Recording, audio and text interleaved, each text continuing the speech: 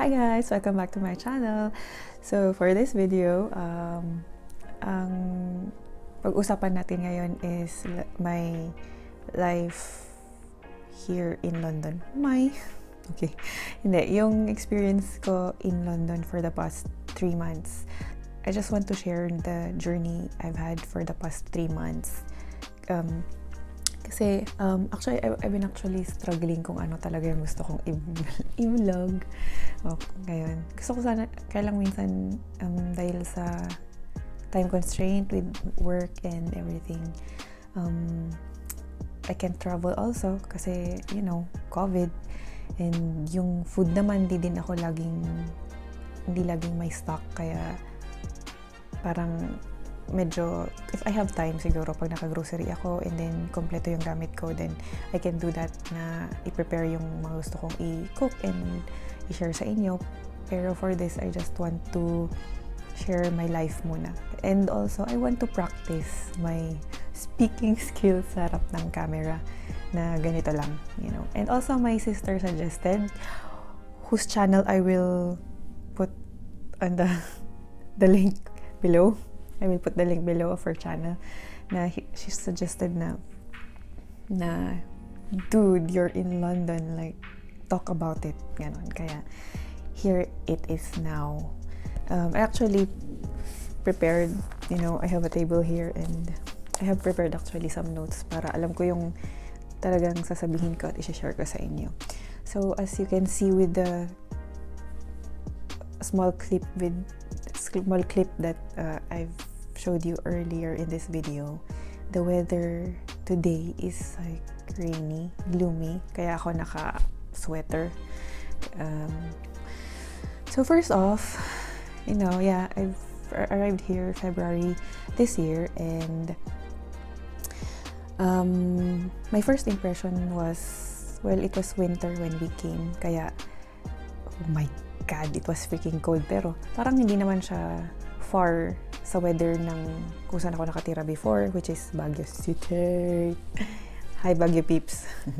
And also, sa province din kasi namin, sa Atok and Bugyas, it's the same weather dito. Though hindi siya yung, mas maginaw dito pa rin, syempre. Pero, same sila ng, alam mo yung vibe na sobrang ginaw. Kasi doon din sa amin sa Atok and Bugyas, sobrang ginaw, as in. Hindi siya Baguio weather. Sabihin mong malamig na yung Baguio, pero doon, try nyo tumira doon, promise. I swear, it will change your perspective sa kung ano yung Pilipinas. Kasi mostly, it's hot, diba? Pag doon, sobrang ginaw, promise, kahit summer. And then, maginaw nung winter kami punta dito. Actually, tapos na siya, pero it was really cold. Naka-ready naman kami kasi alam namin yung weather na ganun siya in the first pagdating namin. And it was actually sunny. The sun is out when we came sa airport, and actually parang hindi pa nagsisinkin sa akin na nandito na ako. Nandito na ako. Though yung, alam mo yun, yung parang excited ka naman sa plane kasi nakita mo na yung London Eye. Nakita mo na yung City of London, kasi parang it's not UK lang kasi yung kung saan ako, I'm actually in London, the central parang, pero hindi pa rin siya nagsisink in nung pagdating namin. Tapos then nag-travel kami from Heathrow to where they will kung saan kami tumira ng 1 month dun sa may East Dulwich. Kasi parang ang dami-dami pa ang dami ko pang parang ina-absorb para isipin na, andito na ako, ganun. So, pagdating namin, binigay na yung mga room keys, mga responsibilities namin na kailangan naming tapusin for the first 2 weeks, blah blah blah, areas namin, kung saan kami sa hospital assigned, ganito ganyan, yung dapat namin gawin. It was actually Friday kami dumating, I think. Sa Feb 14 yun Friday ata. Tapos, off namin pa ng Saturday, Sunday. Ang start ng mga parang induction namin is Monday. So, we still had time to explore a bit of London, London is very big pala. Pag sinabing London, kung may kilala ka sa London, hindi mo siya makikita agad kasi sobrang layo din ng pagitan ng mga places. Unless yung kilala mo is in the same workplace. Ganon. So, kaya yung may mga friends ako na in the west part, southwest part, ang layo nila, like 1 hour pa yung itatravel ko para lang makapunta doon by bus. You know, the double-decker bus. Ganon. And hindi siya ganon kadali din. Lalo na ngayon na, COVID. Anyways, yun. So, the weather, it was sunny that day when we arrived. Pero the next days, my God, super gloomy talaga. Gloomy and then rainy. Ganon. Wala siyang stable na weather na hindi gaya sa atin na, sa Pinas, sa lowlands. Kasi sa amin, ganito din sa Baguio. Magulo din yung weather, yung parang mainit ngayon, bukas gloomy, tapos umuulan. Ganon, hindi mo maintindihan, wala kang, kaya laging dapat may payong ka. Or dapat basta prepared ka, or naka-coat ka, ganon, na mga weather. Parang Baguio talaga na. Anyways, yun yung weather dito. Magulo siya. Pero nung nag-spring na, may mga 2 weeks naman na na-experience namin talaga yung diretsong sunlight at mainit. Like, at least nga kaya ang mga tao dito din, pag yan, bumaba yung umakyat yung temperature, tapos yung weather is super init, ay, makikita mo na yan, nararampadan sa labas. Walang keme-keme, girl. Kaya parang, oh my God, doon mo lang marirealize na, you're in the open side of the world na talaga. Hindi ka, wala ka na sa Pilipinas na, alam mo dito, pwede ka na lang lumabas na walang bra. Ganon. Anyways, ano may sinasabi ko? Yun, weather. Yun yung first actually na i-share ko. So, that's the weather. That's the spring. And spring pa rin, pero as you can see, kanina, gloomy. Tas kahapon, umuulan. Actually, kanina din umulan And then, spring. Tapos summer na sana. Pa-summer na, pero ewan ko din. Magulo talaga yung weather dito. Unexpected. Kaya dapat ready ka palagi. Or tansyahin mo muna kung anong mga idadamit mo bago ka lumabas. Kasi you'll never know. Unless you go home din naman na super late, kaya hindi mo na din yan mapapansin. Yun. First is yung weather. So, second sa list ko is about the people here. The people here are very polite, as in, yung parang hindi mo akalahin na may ganito palang mga tao. Alam mo yun? But they are really polite. Like, everything is, they are so nice. Yung parang alam mo, nice talaga. Tapos pati sa work, yung hindi mo akalain na, oh my God, yung wala talaga, hindi mo mafe-feel yung, doktor sila, ganun. Or yung mas higher yung position nila. Wala kang mafe-feel na ganun. Kasi, doon pare-parehas kayo. Kung sa Pilipinas, na-experience ko yung, alam mo yung, kasi sa OR ako na-assign. So, yung sa OR, yung parang, okay, pagkatapos ng operation, iiwan ka na lang nila, bahala ka na dyan, ganun. Dito talaga, sila yung, dapat pagdating ng patient, andyan sila yung makiki-confirm sa mga gagawin, ganun. And even pagkatapos, makikitulong sila sa pag-aayos sa patient, ganun. Kaya parang, tas walang masyadong nagagalit dito. Kahit alam mong gusto nilang magalit, pero pinipigilin lang nila kasi it's not okay kasi parang it's being rude and they are so pro people. Yun yung general kong description sa nila. They are pro people and they don't like to offend anyone.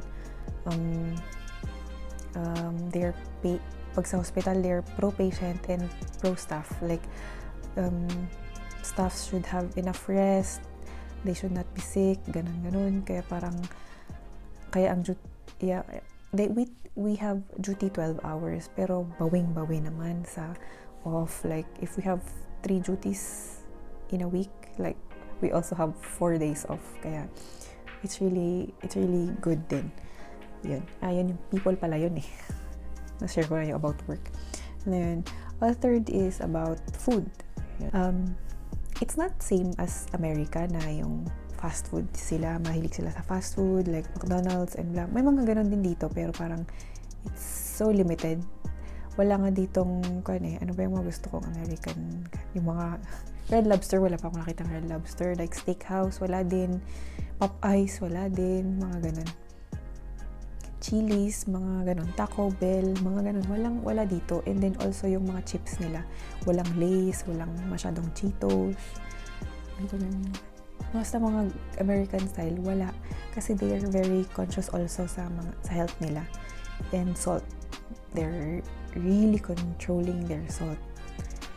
Like, wala pa at akong parang nabiling pre-pack na food or sa restaurant na hindi siya matamlay. Alam mo yun, yung kaya sila may table salt kasi ikaw na mag-a-adjust kung gaano kaalat yung gusto mong food mo.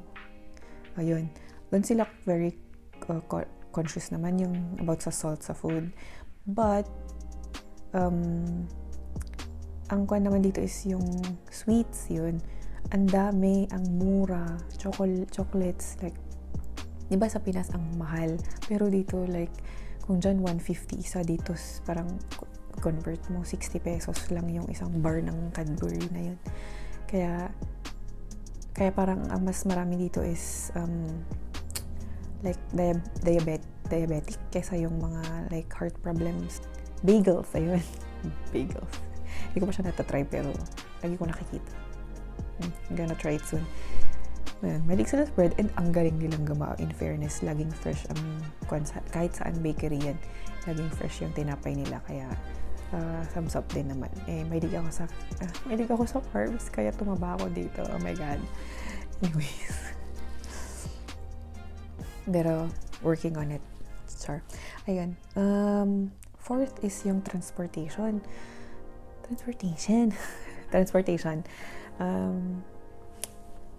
Since nakahanap kami ng bahay naman na malapit sa hospital, I don't see it as a problem ang transportation. Pero for others na who works farther than the hospital limits, the main transportation is the bus, double-decker bus. It's really double-decker. Lahat ng bus, mostly pala. May mga single deck pa rin naman na bus, pero most talaga is double-decker bus. Kahit saan ka pumunta dito sa London, yun pa rin na gamit. Tapos if you go farther, or kung yung malayong itatravel mo, may train. Pero I haven't tried it alone pa, ang train. And I'm still naguguluhan, kaya hindi ko pa masyadong na-try. And biglang nag-lockdown, kaya wala din lang. Hindi ko na-try. So, yun. And next is yung work. Yun yung na-share ko kanina about sa work. People here are very polite. I think na-adapt na din ng mga Pinoy dito na nagwo-work kasi lahat halos is like very nice and very kind na din. And yung parang may mga Pinoy pa rin naman na Pilipino pa rin na may mga traits pa rin tayo na hindi natin maalis sa sarili natin, pero sa sobrang polite kasi ng mga tao dito, parang nag-adapt na din yung mga Pinoy, kaya parang wala kang makikitang masyadong rude na tao. That's why work is also good, pero it was stressful for me kasi yun nga, new work, tapos nag-adapt pa ako sa bagong area ko na hindi ko napag-workan ng how many years, ang hirap din mag-adapt. Ngayon, kaya parang sobra pa rin akong nag-a-adjust sa work. Like, kinakabahan pa rin ako pag gagawin ko to, ganyan. Parang pinapagawa sa akin, lalo na pag yung or yung WHO guidelines, parang kinakabahan pa rin ako kasi syempre yung mga senior ko, ganito, ganyan. Kaya baka ma-disappoint sila sa akin, baka ayaw nila akong maging part ng team nila, ganun. Kaya parang still ganun. Nag-a-adjust pa rin ako. Pero sana, dahil mabait naman yung mga tao, hopefully naman, maka-adjust din ako kasi yun talaga yung problema ko dito is yung work. Ay, anyways, magiging better din tayo soon and maging the best tayo pag napag-aralan. Di bale, napapag-aralan yan, kaya go lang ng go. Kahit napapahiya ka or na tataranta ka na, go lang. That's life. Sabihin mo sa sarili mo. Yan, sinasabi ko sa sarili ko. Ay, yun. And anyways, next to the next topic is yung housing, accommodation. So, nung pagdating namin dito is, meron na kaming allotted na bahay na pagtitirhan for 1 month. And that's only for 1 month. So, for the time na nag-orient kami and everything, nag-jumble din kami na paghanap ng house kasi syempre 1 month, ang bilis nun. Kaya sobrang din yung effort namin na pupunta ng induction, orientation, tapos inisip mo pa yung, saan ka titira? Ilan na lang yung araw na natira na magtitira kami doon. Ganyan. Actually, ngayon yung pinagtitira namin ngayon, nanap lang namin to like 3 days before 3 days before yung last day namin sa accommodation namin, and then as in nung last day lang nung tsaka kami lumipat. And thankful naman kasi malapit lang siya sa hospital, which is across. Yan lang, sarap ko. Actually, ayoko na kasing problemahin yung transportation and yung magising ng maaga, magprepare, isipin mo pa yung biyahe mo, pati pag-uwi, 12 hours ka, tas duty mo na naman bukas, yung mga ganong bagay. Kaya we were fortunate enough naman na nakahanap ng ganito. Though medyo siksik kami as of the moment kasi we had yun nga, na problema kami ng paghahanap before, kaya medyo mag-adjust muna kami na like siksikan muna sa isang bahay para makatipid din muna kasi magsisimula na yung magkaltas sa sahod namin, and we're still adjusting. Yun yung bahay. And actually, madali namang makahanap dito, though mahal. Legit nga mahal. Pero madaling makahanap kung matyaga ka lang din mag-search, ganun, and then mag-view. Minsan, yan din yung kinukonsume ng time namin nun kasi kailangan namin puntahan yung property para i-view nung kasagsagan ng paghahanap namin. And the last thing I want to talk about is yung the life na in general for the past 3 months. Yun nga yun, yung parang naging mahirap din sa amin kasi nang bago dito kasi pagkadating namin, okay, we're good. Parang ito na. Nag-prepare kasi may exam pa kasi kami dapat. Nag-prepare na kami and everything.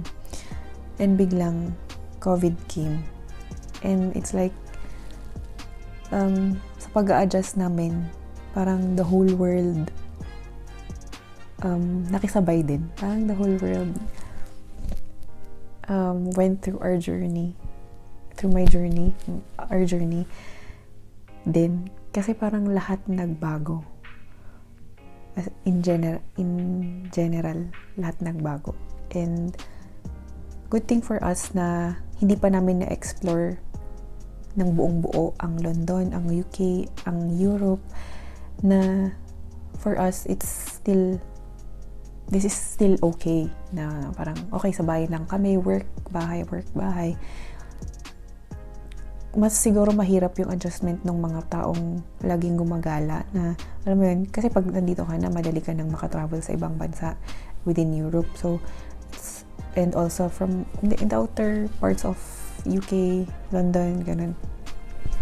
But it's harder for them kasi parang they're really used to going out, ganun. Ako din naman, madalas akong lumabas. Lakotsara din ako, pero syempre, alam mo yun, yung ngayon, control pa rin kasi nahihirapan ako sa work, kaya doon ako nagpo-focus ngayon and I want to maintain it that way habang ako'y oh my God, my chan. Habang pinupuntahan ko yung gusto kong i-achieve sa workplace. For now, yun lang gusto kong sabihin. And yun. So that is my life. Basta yun yung buhay ko for the past 3 months, and I'm sure it will continue that way. Maybe some things will change, like baka depende na sa future siguro kung ano yung biglang mangyari. Pero so that's it for now. I hope you liked my video of what I shared today, and I hope you keep watching my videos. Thumbs up if you like my video, and subscribe if you want to be part of my channel, and I hope you do. Yun. Okay, so see you on the next vlog, guys. Bye!